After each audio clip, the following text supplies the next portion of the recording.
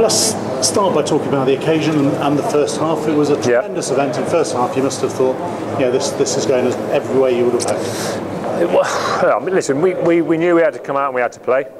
We had to try and make the game about us having the ball and not Clermont. We did that exceptionally well for probably, I don't know, 55, 60, maybe 50 minutes of the game. But the trouble was the other half hour was a little bit too good coming the other way. And we've kind of suffered late in the game with a second scrum half injury when we've used up our backs, which has got us a little bit out of shape defensively. A prop on the flank and a forward in the backs, and that's kind of exacerbated the kind of scoreline at the end. But the reality is I'm pretty pleased with most of what we did. We asked the players to be brave. We asked them to go out there and play, and they did that in spades. And yes, the game got away from us, but the game got away from us because of a very, very good side. And I think some of what we saw from them in the second half was exceptional.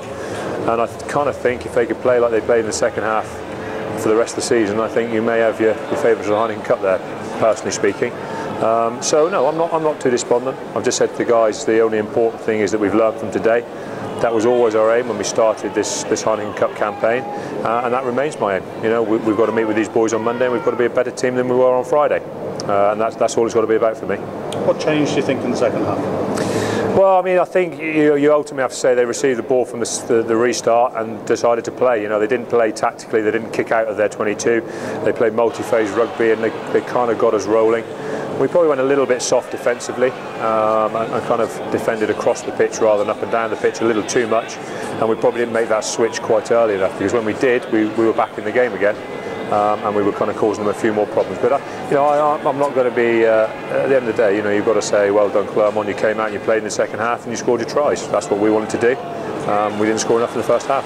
There was a great atmosphere out there. First Heineken Cup game at Sandy Park, and the crowd rose to the occasion. Yeah, fantastic atmosphere, and I think they were driving the players on in the first half. And as I said, I think when we review the game, we'll probably rue the opportunities we had in the first half that we didn't convert, that probably would have really cranked it up into a pressure game. And I think if we could have started the second half without being a real pressure game, then who knows. But at the end of the day, like I say, Clermont played well second half.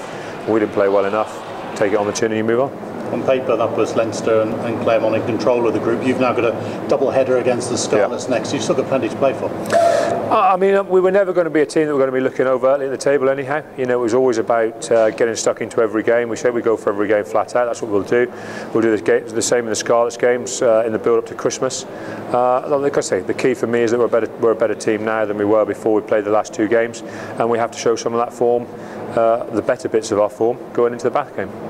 Thanks very much. That's great. Thanks very much.